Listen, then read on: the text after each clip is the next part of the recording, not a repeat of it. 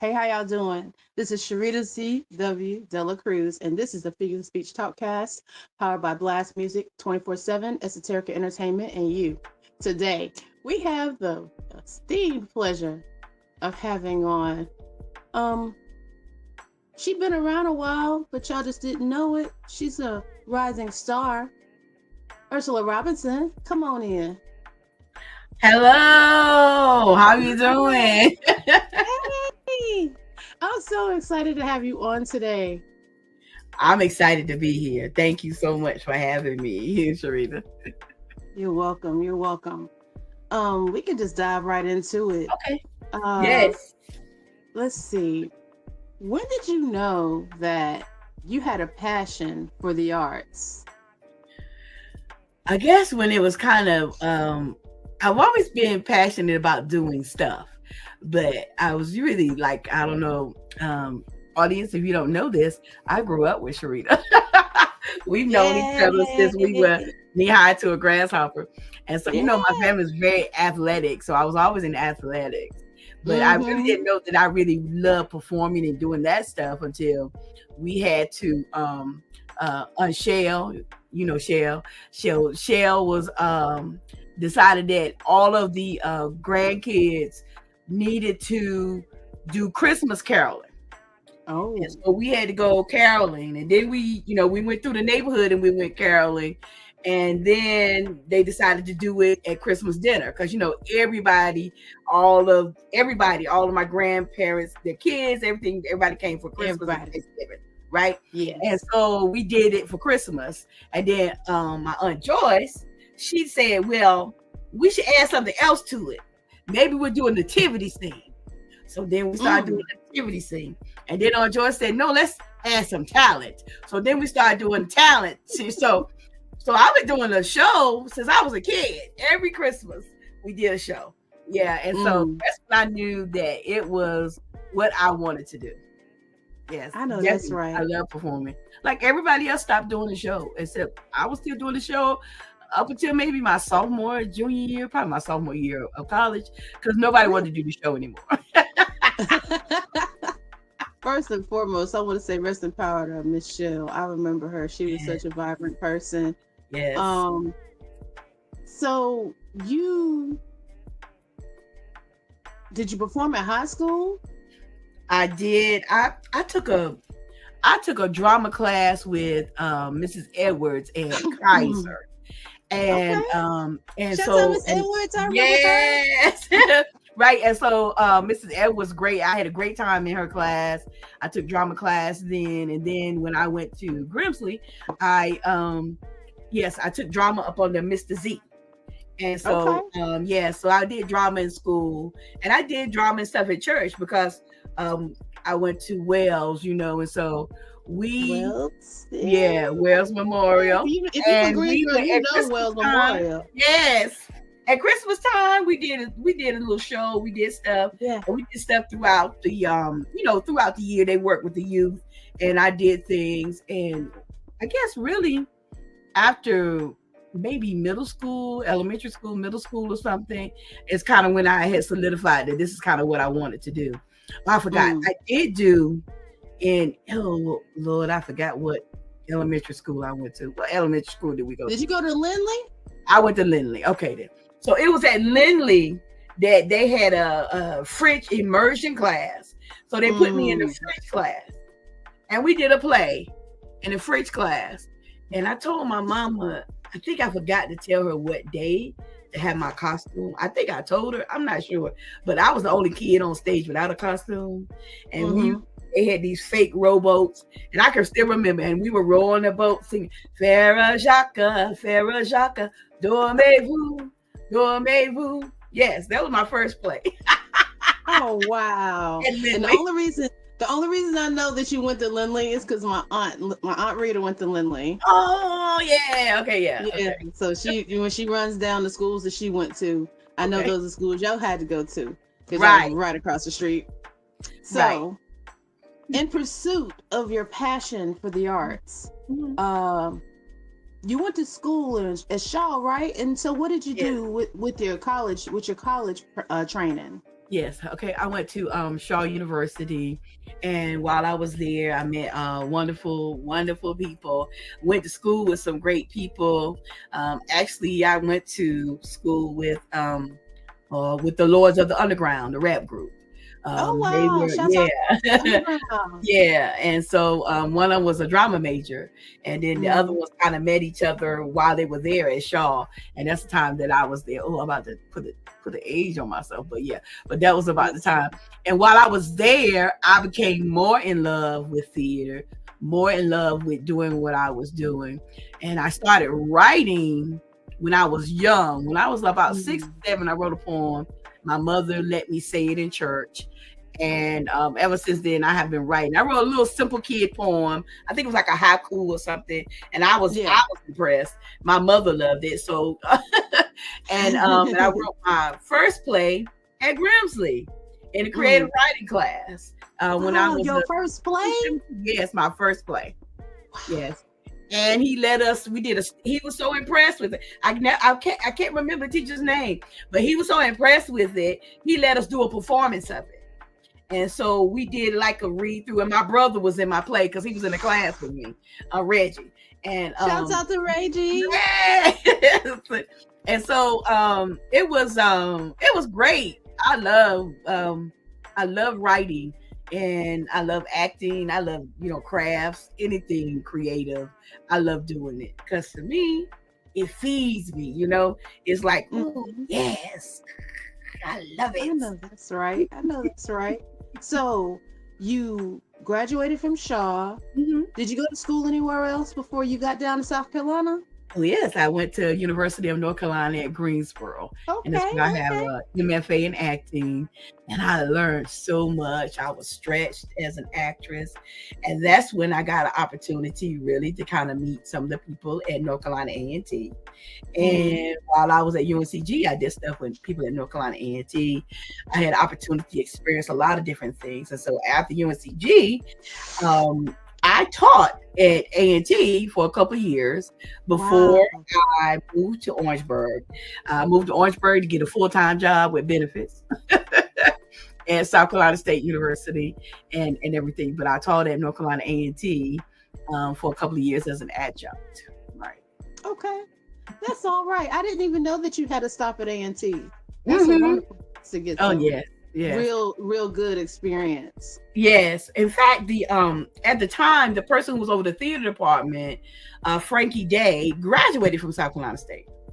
Oh. So she knew that they were looking for someone. She knew that I wanted to try to find full-time, a tenure track position in education. And so he recommended me for the job. And after some twists and turns and ups and downs or whatever, I ended up in Orangeburg. Oh man, so I know there had to be a change for you because just because it's North Carolina and South Carolina, it's two different cultures going on. It definitely is a very different culture. And when I came here at first, it was really kind of hard to make friends and try to connect to people and things like that. Yeah, it was rough. But I stayed here, and now I have like family clusters, I like to call them. I found out that my grandmother's from Orangeburg, and my grandfather's from Cameron, which is like 10 or 15 minutes away. And but I don't think they met each other until they met in Greensboro. And so it's interesting. So I came here and I already had family. And my cousin was married to a young lady whose family was in Orangeburg. So she contacted her family members, and I came when I first came here, and I was staying with my cousin's wife's family. Did you wow. That's God leading you to a place of comfort, letting you know that wherever you were going, you were going to be taken care of. Yes, isn't that amazing? And I was saying, God, like, how would you bring me back to this place where my grandparents were from? And what kind of thing, because I always think that I just believe that nothing is coincidence.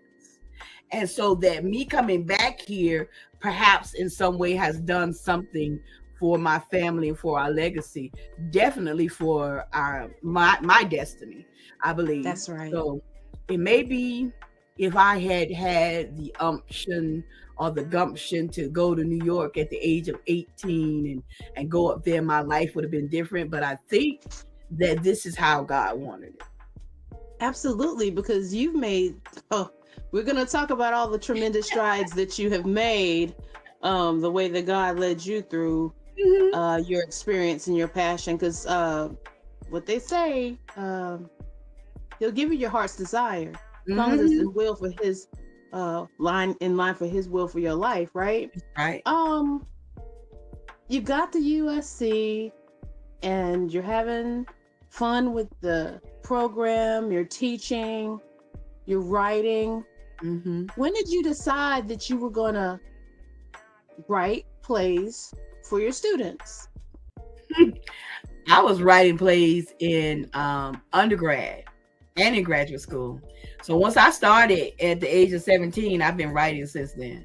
And so I was writing monologues and doing little skits and stuff at Shaw University.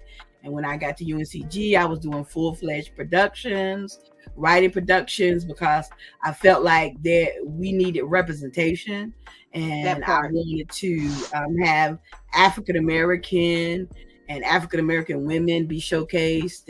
And so I wrote stuff of that. And when I got here to South Carolina State, I had an opportunity to write here also. So to write and produce. But then I wasn't just doing it at the school. I started attending Spiritual Foundation Ministries. And at Spiritual Foundation Ministries, I started producing plays with them. Wow. And then I started producing plays on my own. And one of the things that I do very well is that I like to write biographical plays. So people hire me. I work on commission, where they pay me to write something about a family member, about a particular thing in history, or even about a subject matter. And so those things have been very, very wonderful to me, because I like telling stories. I like sharing people's stories. I was even hired by the city of Bamberg to write a play about the history of Bamberg, South Carolina. So I've been doing a lot. I've written stuff for people in this community and people different places. And I've gone several different places, to Detroit and to Atlanta, different places with my productions. All right. So let's talk about this one woman stage play that put you on. What was the name of that play? It was called Skinny, One Woman's Journey to Fat. And it's definitely a play about this character, Divine, who goes through this journey of trying to figure out who she is. So many times we identify ourselves by the size of our thighs, as opposed to the size of our heart or who we are. And it's just this journey. And it's a almost one woman play, because I have another character in the play. Okay. It's my love interest. And his name is Plate. So it's really satirical. And what it is you have a love affair with Plate because everything else around you was not great. And it's really funny. It's interactive. I won an award for best play, best playwriting, or best writing at the Atlanta Black Theater Festival. That's right. That's why I said that's the one that put you on right there. Yes. And a lot of times we don't realize it, but the one thing that we can identify with the most with ourselves is the one thing that's going to serve folks in that same place. There's a certain amount of people set for every individual, because of course, love your neighbor like you love yourself. And our biggest job is to serve out here. So whenever we set our mind to that one thing, we're serving the people that fall up under our umbrella, if you will. Yes, definitely serving. And I'm so glad that you were able to take that opportunity to. A lot of people are scared to talk about the things that are closest to their heart. Right. But at the same time, you get over that fear and you're on to something. But listen, if you can imagine that the things that you have gone through, it's almost like I think this is the way that they discovered the cure for the way that they discovered penicillin was not through methods that people may go through or think that you would discover medicine from mold and from those kind of things, right? So you got to think about it, that the things that were meant to destroy you could ultimately be the medicine for someone else. Because when we took, and I don't want to get into the controversy of it, but when we took those COVID vaccines, those who did it, those who didn't, they formulated that really from a version of COVID that they had. Because, you know, that's how they do the vaccinations. They take some of the virus, maybe give you a little bit of it. And that's what the flu shot is. They give you a little bit of the flu to build up your antibodies. So when you have been through something, you have built up a defense, hopefully, against that thing, and you have survived it. So I could talk to you about surviving these things because I went through it, and I'm here and I'm alive. And even though I may still deal with these things, I have a message. So we think about it as a ladder. And if I'm on step 5 of the ladder in dealing with how to be more friendly to yourself, you're on the ladder 4. I can on level 4. I can at 5, I can still give you something on 4. That's right. And at 5, I'm looking up to 6, 7, 10. I'm looking up to them to give me the ideas or the tools to get to the next level. So that is that term people use a lot, each one reach one. So when you can reach one person, your my spiritual mother says this all the time, Faith Washington, let my experience be your wisdom. That will teach. Yes, honey. Teach and preach. That's right. So let's talk about how you managed to break into Hollywood. I was looking, because I'm aware of you, and I've always taken the time to keep up with you. That's how I know about the stage play. And I was watching this show called High Town. And I said, that looked like Ursula. Yeah. So I went to IDMB. And I said, Ursula Robinson. I said, ah! And see, that's the thing. You was a quiet storm. Because I didn't even know that you was on a show on Hulu. Can you tell us about how you acquired? Now you like I said, you're stealth. So was that your first experience in Hollywood, or was there another one before that that we're not aware of? It was before that. I think my first SAG feature was in Lady of the Manor. It's a movie by Justin Long. And it's on some of the pay-per-view channels and stuff. And they had a national release of it, but to limited theaters. And I filmed it in February, and I think a couple of 2 or 3 weeks later, the entire country shut down for COVID. So I filmed it right before COVID. And it was my first union feature, which is SAG, Screen Actors Guild. Let me make sure I know what I'm saying. Screen Actors Guild. And so, right, you're like, this right here, that comes from living a long life. Yes, and ma'am. Right. And so that was my first thing. And let me tell you, it was amazing. I'm on set with the people that I've seen on television. And when I came in and did my role, they were like, oh my God, and she can act. And they were like, oh, she can act. I was like, yeah, you hire people, right? That's what I do. That's what I do. I like, that's why you hire people, whatever. So I don't know whatever was going on, but they were just so welcoming.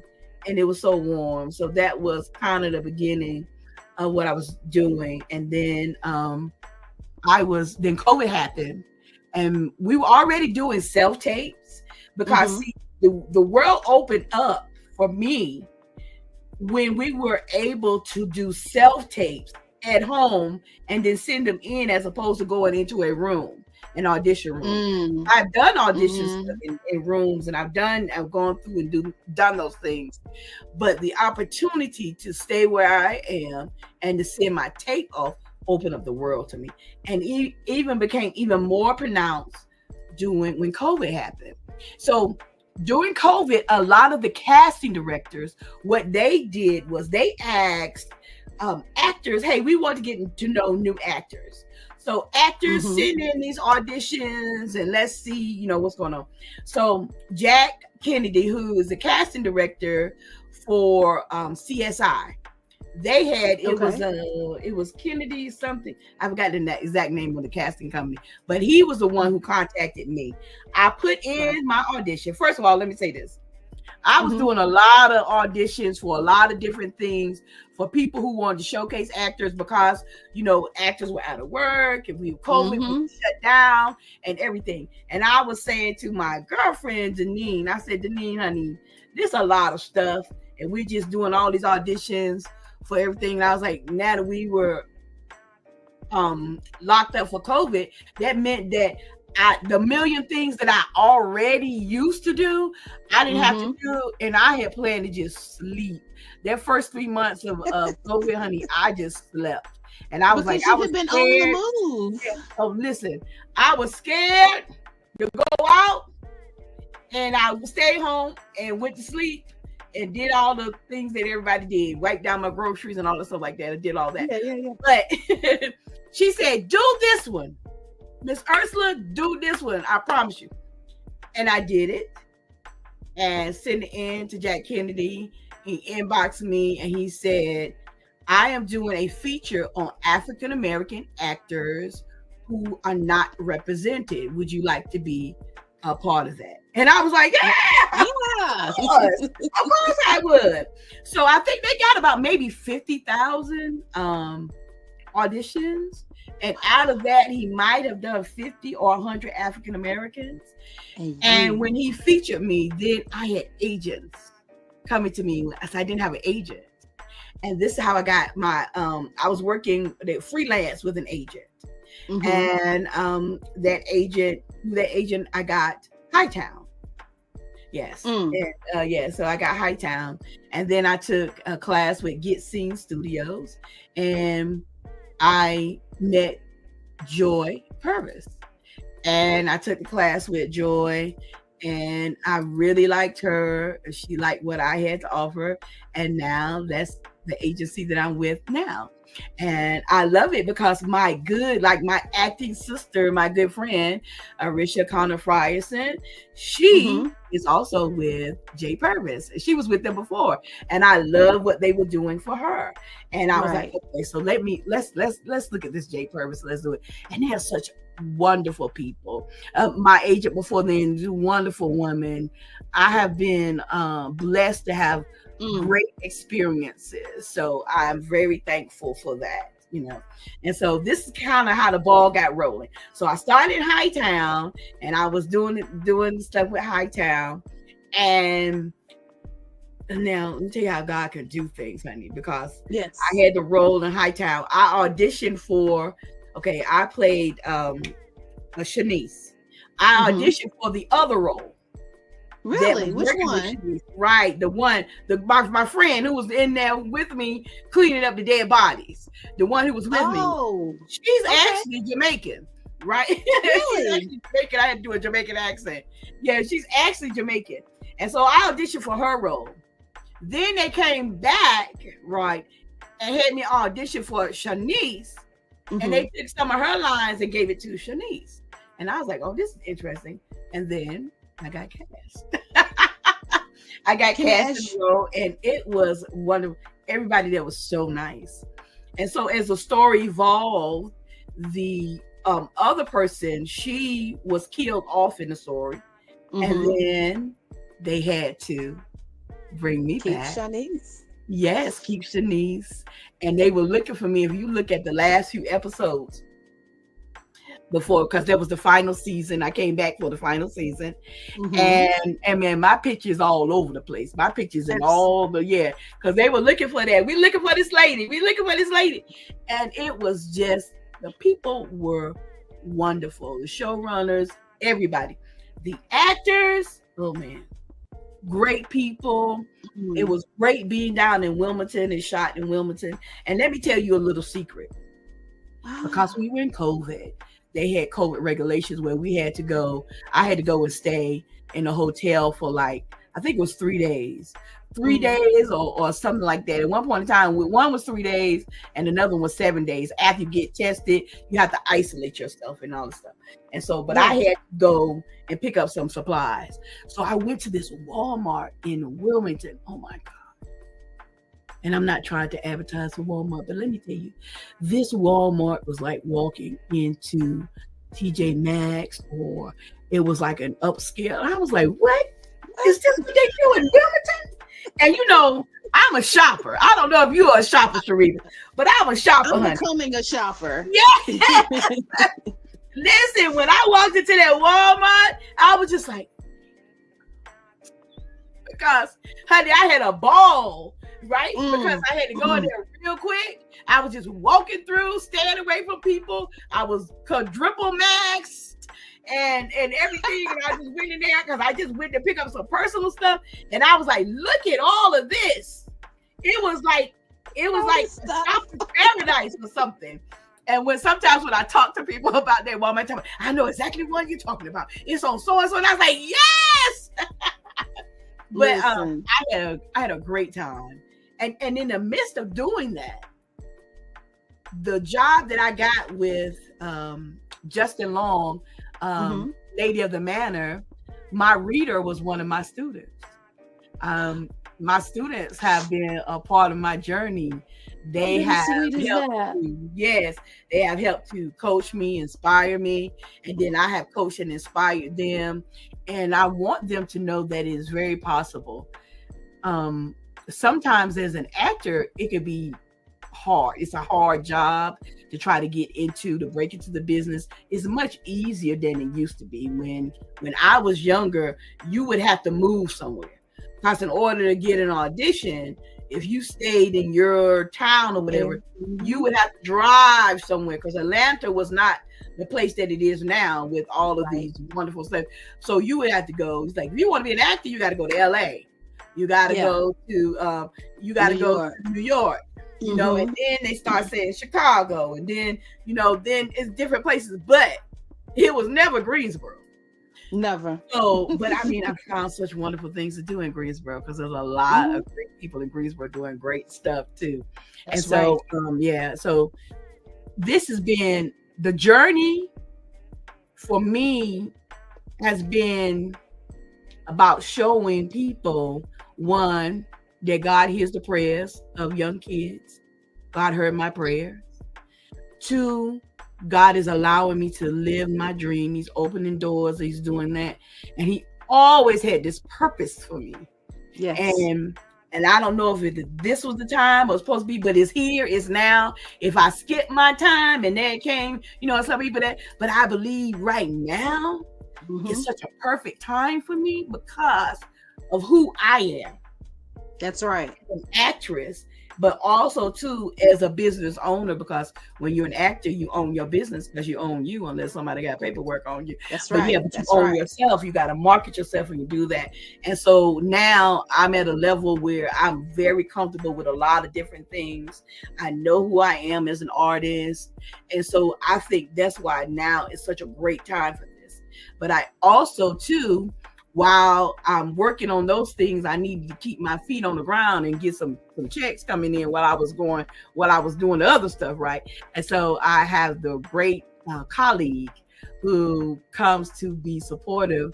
So when I go to do things, he's working with the kids, he's holding down the program, and he's doing those things. Very supportive. People around me supportive. My church is supportive. Spiritual Foundation Ministries. Oh, did I tell you I'm over the creative spiritual arts department? So I work with youth. I work with everybody in the church. I do lots of different things. I've been in public relations and doing all kinds of different stuff like that. So the stuff that I'm doing now for me as an actress, I have done for my production company. I've done for my church. I've done it for my school. I've done it for different entities. So I'm just like, it's time for you now, girl. Yes, come on, Sherrita. Hold on real quick. Yes. Hold on real quick. Listen, we got to break out for the Blast Artist of the Week, and then we're going to come right back to you, all right?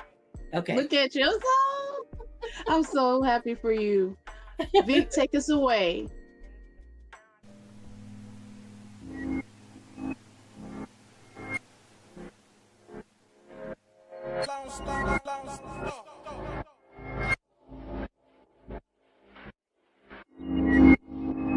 As a man thinketh in his heart,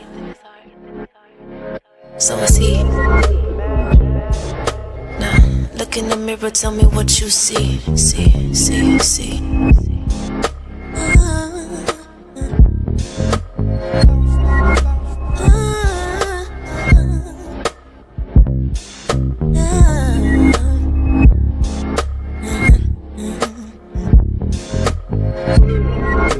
You don't see me like I see me. You don't see me like I see me. Nah. You don't see me like I see me. A black god, a black queen. You don't see me like I see me. You don't see me like I see me. Nah. But I see you like I see me. You're a black god, a black queen. Look in the mirror, tell me what you see. I mean, do you really see a hoe? Society calls you bitch, but you are not a dog. It's the other way around, baby girl. You are a god. I know you probably never heard of this, so I suggest you take a hold of this. Yeah, it's some people on this boat that's poking holes in it, but we gon' patch it up anyway and just float on it. People say we don't reflect God, but we the co-creators with God. So if somebody got a problem, then that's their problem. They need to take that up with God, cause we've been here since the beginning. Team black girl, yeah we winning, but we gotta stop with the division. Where light is right and black is whack, that's superstition. Cause Willie lynched us regardless of the difference, but we don't get it. A reflection of you, you're a reflection of me. We're a reflection of God, and inside us is the key. We hold the secrets of the universe, produce the universal kings. We produced Martin with the dream. We produced Elijah, Kareem, and we produced Farrakhan on the scene, yeah. But you don't see me like I see me. But you don't see me like I see me, nah. You don't see me like I see me. A black god, a black queen. But I see you like I see me. But I still see you like I see me, yeah. I see you like I see me. You're a black god, a black queen. A black god, a black queen. Black god, a black queen. You don't see me like I see me. A black god, a black queen. A black god, a black queen. A black god, a black queen. But I see you like I see me. With royalty. Look in the mirror, tell me what you see. Do you really see a nigga? Do you really see a thug? Do you see a drug dealer? Do you really see a savage or a beast or a killer? Well, I don't.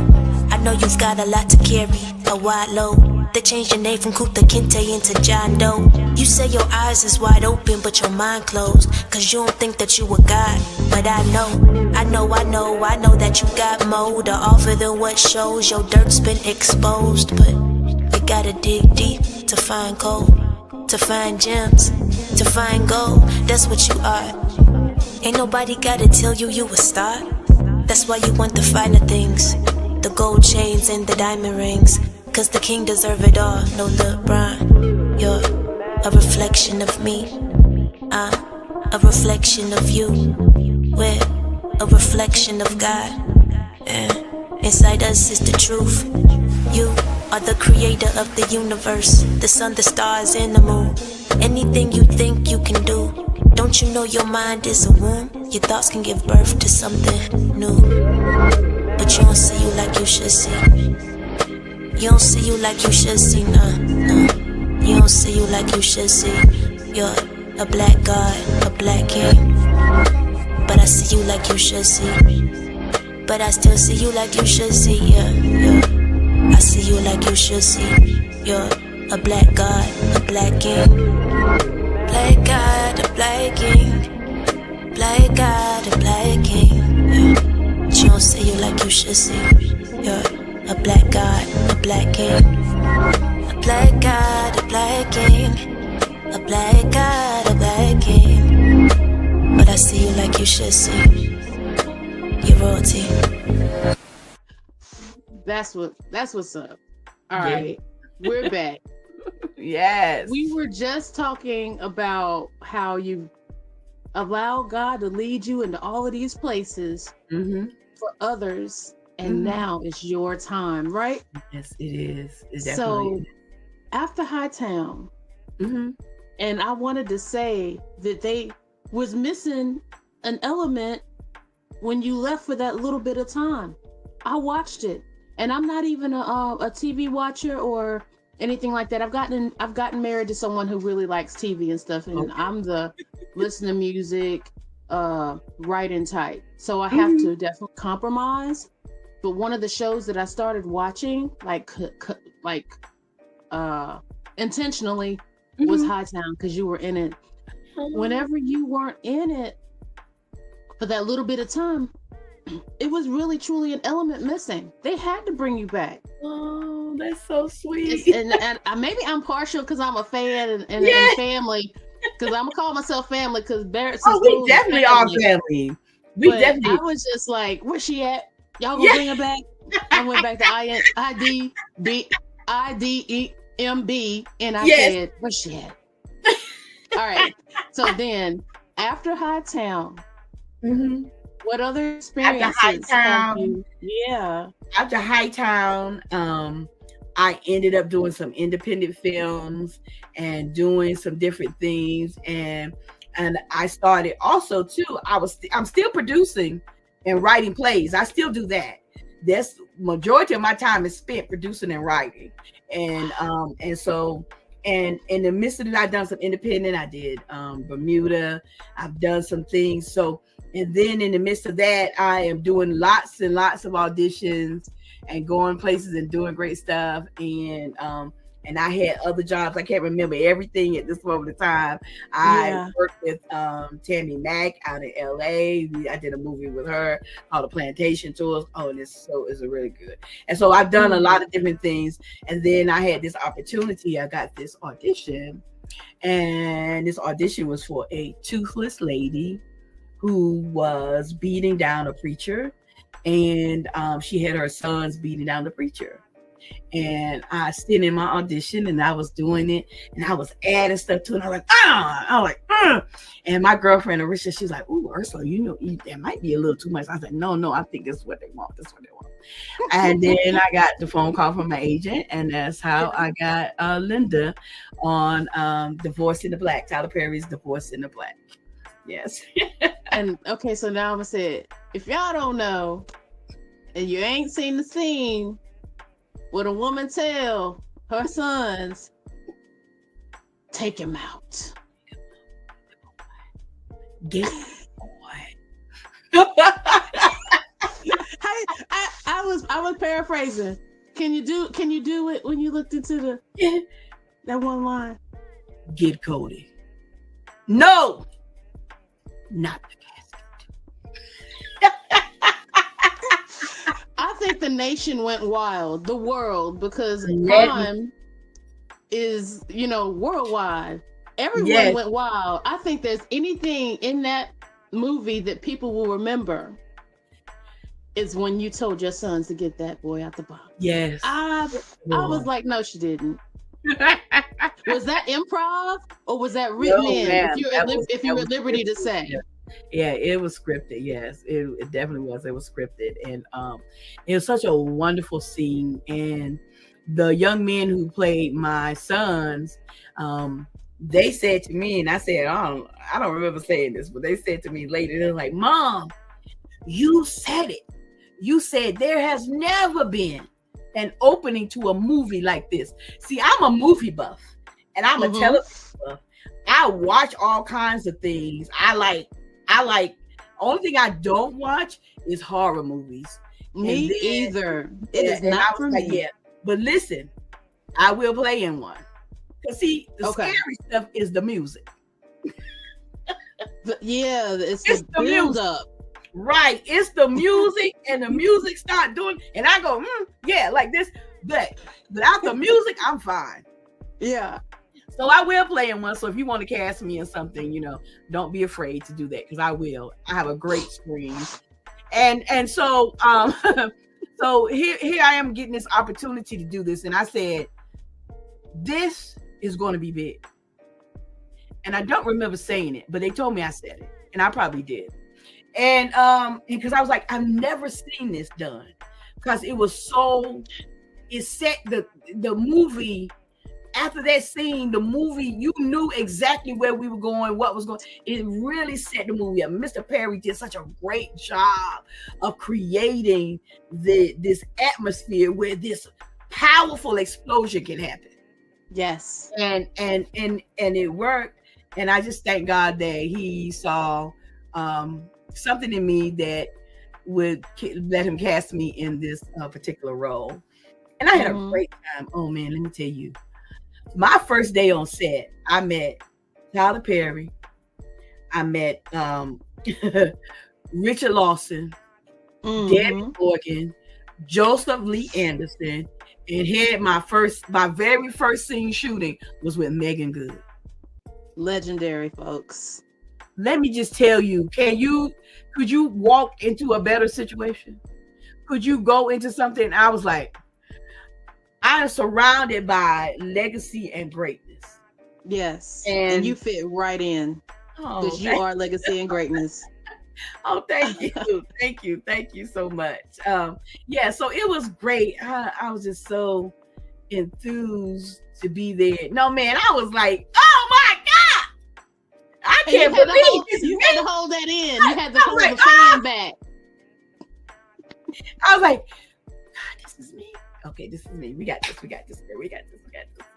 And I enjoyed it. And the people at Tyler Perry Studios, beautiful people. Let me tell you, I really enjoy set life. I'm just tell you why. Because on set life, you really don't do anything but concentrate on doing what you're supposed to be doing, which is creating a three-dimensional character that is believable, making connections with other characters, that you know the direction in which the director is trying to take this, and you give them what they want so that we can create a cohesive piece of art, right? So they allow you the freedom. On most sets, they do this. On all the sets, they do this. They bring the food to you. They pick out the clothes. They do your makeup. I didn't have to make no decisions except for like what I wanted to eat. And it was so much stuff that you could choose from. And then, I'm sitting there waiting, and I'm a very social person. So even when I was working, let me say this too. I did a lot of background work too, so that I could understand how television is made, how movies are made. And I think that's very important if you want to be in this industry.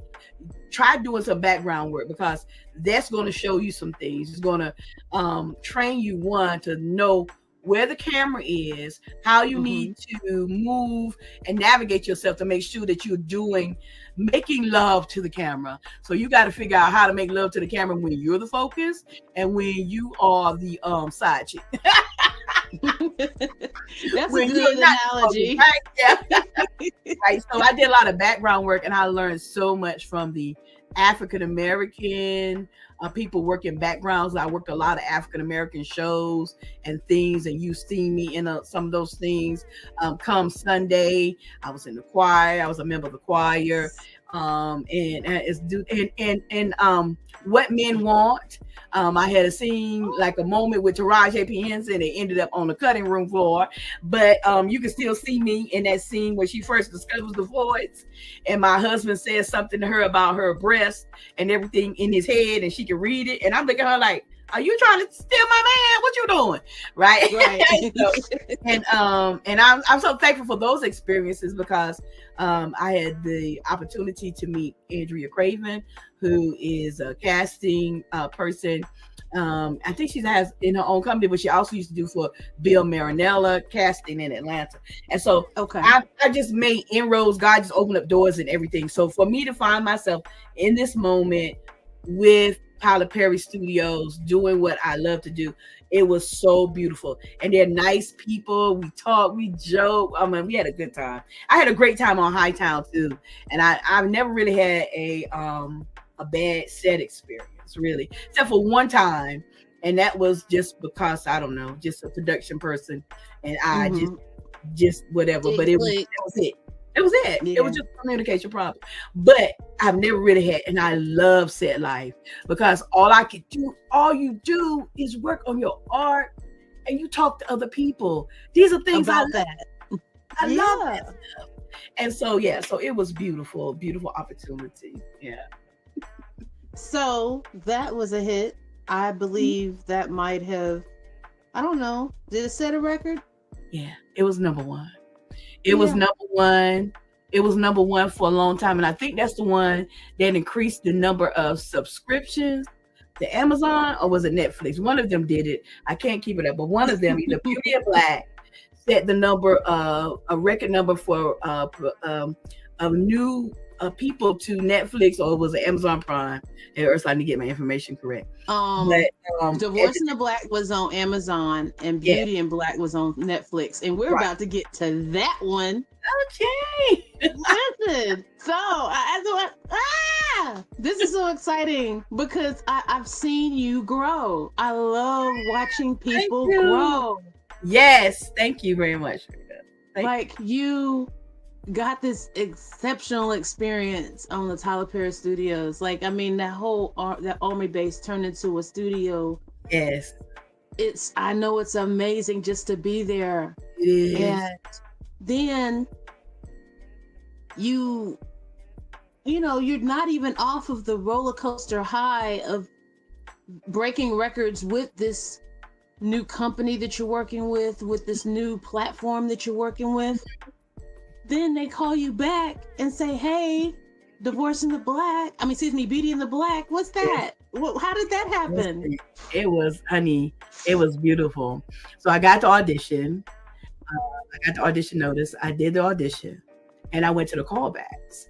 And so at the callbacks, the character was an older woman. And at the callbacks, I was the only woman in my age bracket.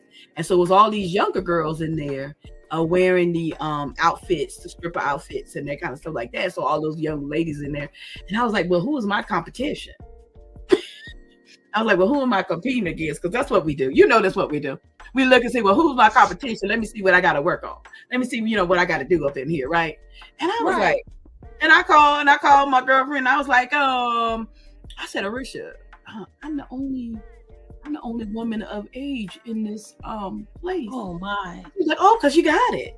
I like, well, honey, I don't, I'll claim it, but I'll name it when I sign the contract. No. That's it though. But it was that. It was that's the humility. That's the humility in you. Yeah.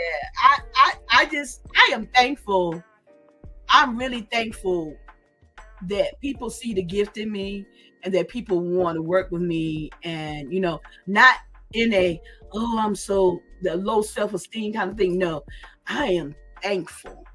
If there's anything, your confidence is through the roof. Thankful because I know what I've been through to get here.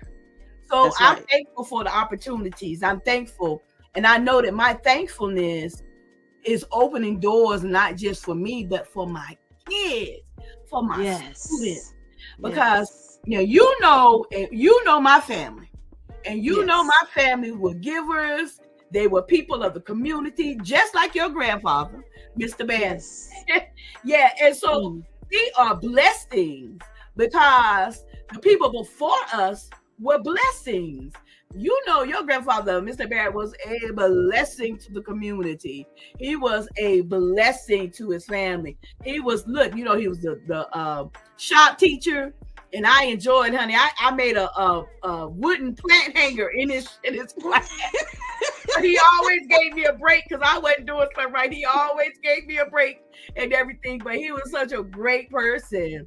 But he was such a community activist. He was always about community.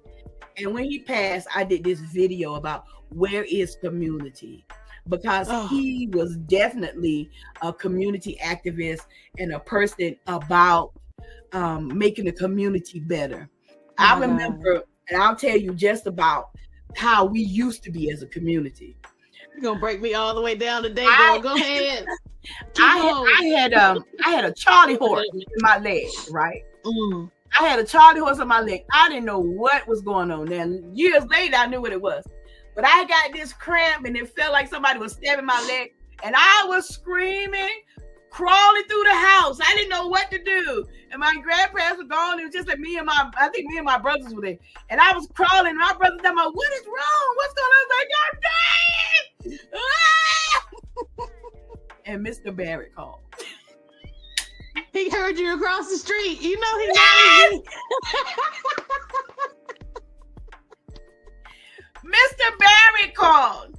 And Mr. Barrett was like, are y'all okay over there? Girl, we got scared. And the pain in my leg went away. I was like,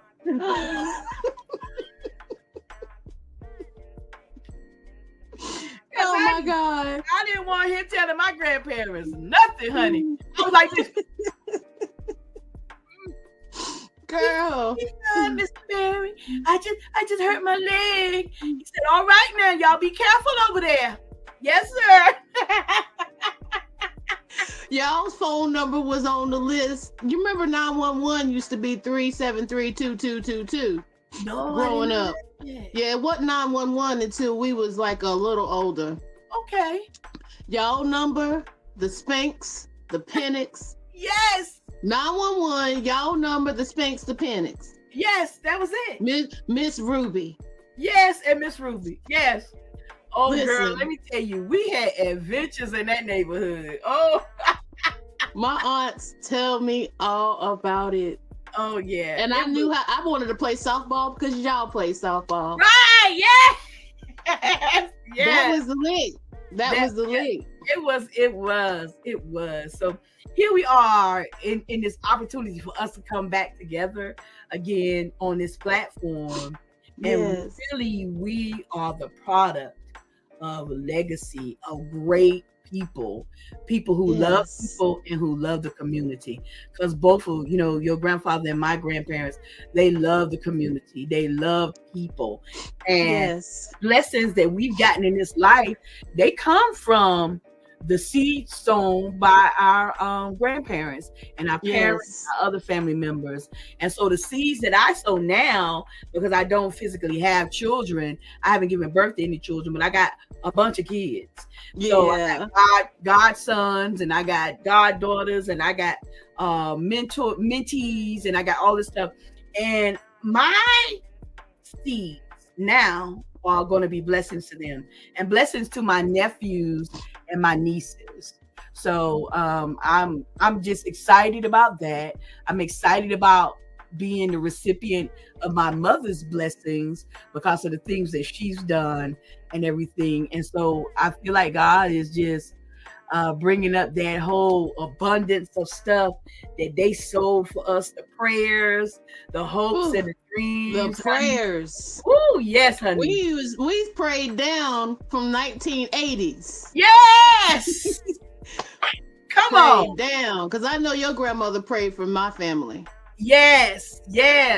And your grandmother, when my uncle Tony was hit by a car, she was the first person out there, and she talked to him, kept him calm because he got hit hard. That car hit him hard. He lost 2 front teeth. We thought he was gone. And she talked to him and everything. And I'm on the ground. And she's like, and you were the consummate actress, because only you can take me from a stunned state of mind to laughter. Yes, that's me. So we great. And so there's nobody like the Glover Street Savers. You remember that? You remember that little game? I heard about it. JoJo was in it. Oh, you talking about they don't know who these people are. It's okay. It's okay. It's okay. That just lets them know that there's flavor in the favor. I'm trying to tell you. Yes, it is. And so it's just a blessing. Who would think that these young people from Glover Street would come out and just be great? There's such greatness. We were surrounded by greatness, great people, and people who are doing great things and stuff now. So I am thankful for my community. I wish we had that level of community that we used to have back in the day. There were so many benefits to it. And now we are isolated in our homes. Some of us are scared to let other people know what we got, what's going on, because they're gonna come in and break in and try to do whatever. You know what I mean? And we don't have that level of community like we used to. We talked about that on another episode about, gatekeeping and people not wanting other people to be aware of the tools or the elements that are necessary for success. Yes. But again, I'll say what God's got for you is for you, even if you're doing something similar or something exactly like another person right next to you. That's their blessing and this is yours, and you're more than welcome to share with others what it is to get you places. I will say that Tabitha Brown is a good example of that too, because she'll tell you all about what she did. Because she is so confident in what she's doing. There's nothing that anyone else can take away. And you are the same exact way, because you are a teacher, because you are an administrator, you and a creator, first and foremost. You don't mind sharing what it is that got you where you are, because you know that Ursula O. Robinson's gift is hers. Right. And Jimmy Jones over here, I can tell Jimmy Jones exactly what to do, and that will be conducive of what God's plan is for Jimmy Jones. That is one of the greatest things that I have ever realized. Sherrita, one of the things that helped me get to this place also too is that my good friend that I talked about her before, Ursula and I were going up for the same roles. We would actually compete for each other to do the things. And at one point in time, I felt like she was getting everything, and I was like, yeah. And then another friend of mine said, well, you got to make a decision. Are you going to be able to live with that or not live with that? Right? And I said, I can live with that, because guess what? I know that what's for me is for me. And the things that she gets is for her. But our coming together and working on it was mutually beneficial to us both. It helped me to grow as an actress. And even having her as a friend, not just an actor friend, but a friend, a sister, has been so beneficial to my life. She is so awesome to me. And so part of what I've learned from our relationship is to really and truly know that if something is for you, it is for you. It may take 5 hours to come to you or 5 years, but it's coming to you if it belongs to you. If God hasn't, so you having this thing or that, it's going to come to you. You just got to be in position. That's right. Positioning is everything. Everything. Because that means you have to deal with the highs and the lows, and even in those moments where you feel like, man, I'm giving up on this, I don't have time for this anymore, or I don't want to deal with that individual. Just like you said about that instance where you had that one bad experience on set, and it might have just been an individual that you didn't necessarily agree with or work out with, but you still came in there and did your job. And I think that is a significant part of how we overcome obstacles and still see the glory in the things that God has set forth for us. I personally, I don't take too much time on me because it's all about you today. I personally I used to just back down from situations whenever I felt, I don't mind confrontation or anything like that. I'm a very, where I come from. So, I don't mind saying what I got to say. Right. But you know, I used to just really be like, well, I guess I'm not good enough. I'm just gonna go to step to the left. I don't do that anymore. I learned that in my 30s. I can't do that anymore because that right there was just part of the test to see if I'm ready. And the readiness is all, especially whenever you can identify whenever it is that something might be a conflict or a challenge and you press through it. Right. Yes, conflict and challenge. Yes, and then and even with the relationship that I have with Ursula and with my other actress friends and everything, I don't think that I ever felt jealous. I just wanted to get the same stuff she was getting. Yeah. But I knew she deserved to get what she was getting because I seen her work. Honey. Yeah. That girl fire. And she can work. And that girl is fire. You know what I mean? And so, you know, and then the person talking to me, they was like, you accept this or you don't accept this. You make that decision, but that's with everything. Because I was just talking about relationships with the person. Yeah. I was talking about I got all these relationships with these other actors. We all are maybe in the same kind of category. So we all auditioning for the same thing. So do you say because we're all auditioning for the same thing, I can't take this, I can't take this, jealousy is going to come about if they get this or whatever? Well, why? Because you're all really feeding each other. Mm-hmm. Y'all all feeding each other and working together. And see, that made me grow. You know, it made me grow because I didn't look at it as I'm competing against her or the other ladies. I'm really, I don't even say, people say compete against yourself. No, I don't even think I was competing against myself. What I was doing was showing up and being in the right position. So I just had to make sure that I was in the right position and that I was giving what I needed to give. I had to make an adjustment to stage from working in theater to television and film. And part of that was learning how to work with this different medium. So, and with me working with these other actresses, they strengthened me and showed me where I needed to get my strength from, where I needed to come up on the plate, the adjustments that I needed to make. And so, and when I first started, I was insecure about my ability to conquer this particular medium because I'm very big. I'm theatrical. I never doubted my acting. Yeah, because I've always been able to act.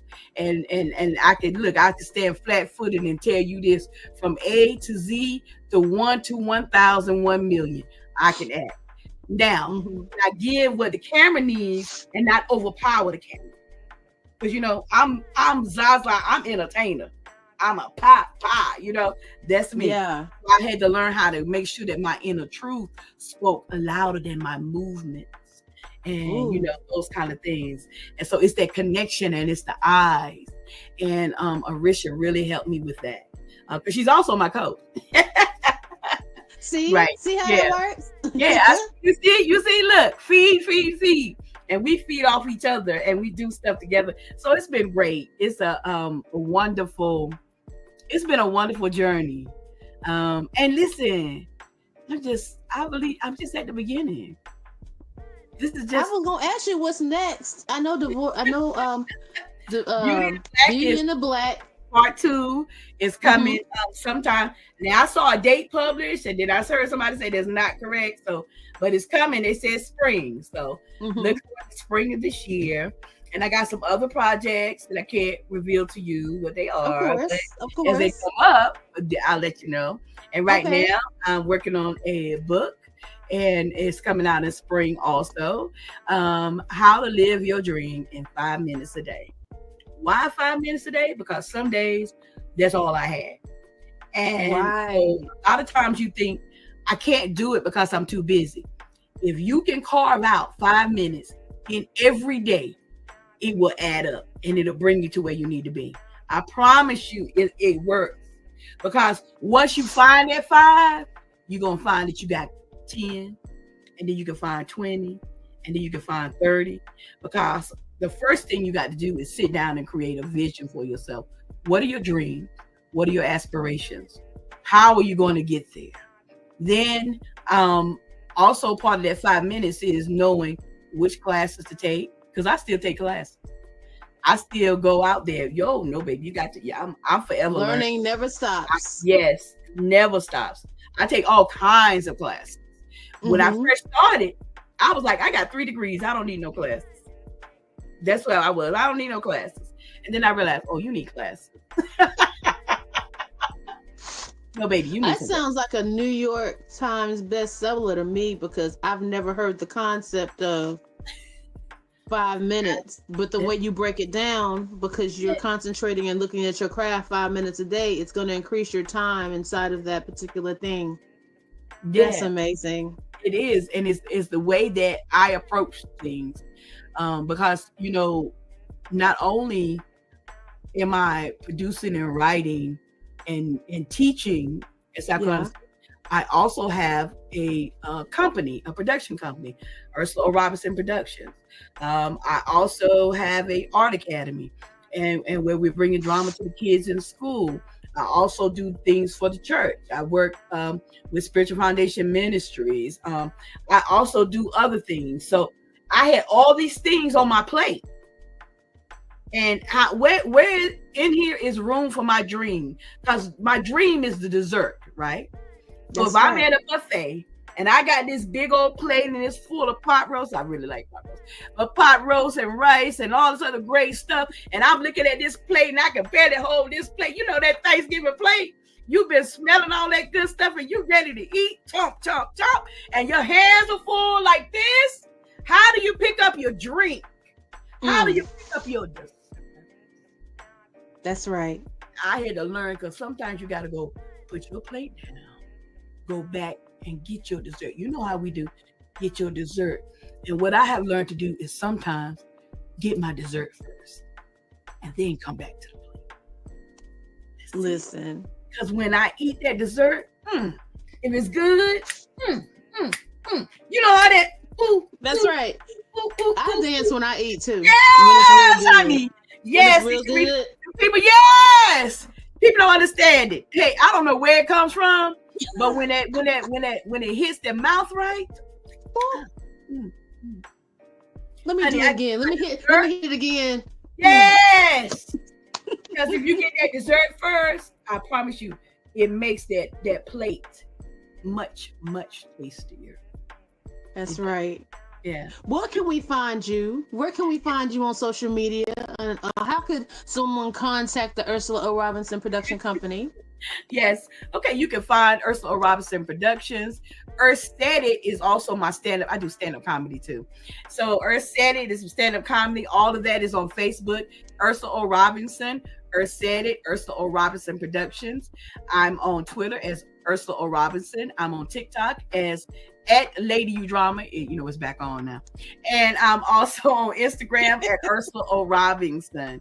And if you would like to contact me about performances or appearances or anything, you can reach me through my social media. Right now, I am working on my website and getting everything together so that you can have a different connection to me.